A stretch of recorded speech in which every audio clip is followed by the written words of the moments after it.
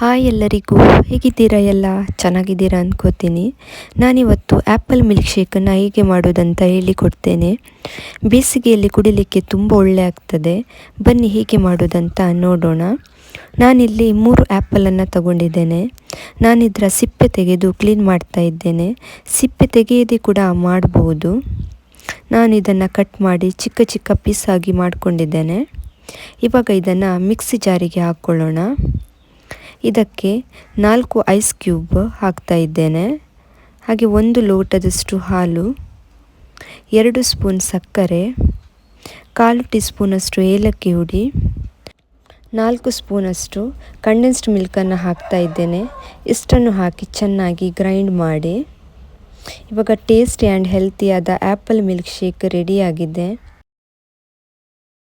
ನಾನು ಇದಕ್ಕೆ ಡೆಕೋರೇಷನ್ಗೆ ಸ್ವಲ್ಪ ಪಿಸ್ತಾ ಹಾಕ್ತಾ ಇದ್ದೇನೆ. ಇದು ಮಾಡೋದು ಈಸಿ, ಹಾಗೆ ಬೇಗನೆ ಮಾಡ್ಕೋಬೋದು. ಇದು ಇವತ್ತಿನ ರೆಸಿಪಿ ನಿಮಗೆ ಇಷ್ಟ ಆಗಿದೆ ಅಂದ್ಕೋತೀನಿ. ಇಷ್ಟ ಆದರೆ ಪ್ಲೀಸ್ ಒಂದು ಲೈಕ್ ಮಾಡಿ, ಶೇರ್ ಮಾಡಿ ಮತ್ತು ಸಬ್ಸ್ಕ್ರೈಬ್ ಮಾಡೋದನ್ನು ಮರಿಬೇಡಿ. ಮತ್ತೆ ಸಿಗ್ತೀನಿ ಒಂದು ಹೊಸ ರೆಸಿಪಿಯೊಂದಿಗೆ. ಅಲ್ಲಿ ತನಕ ಬಾಯ್.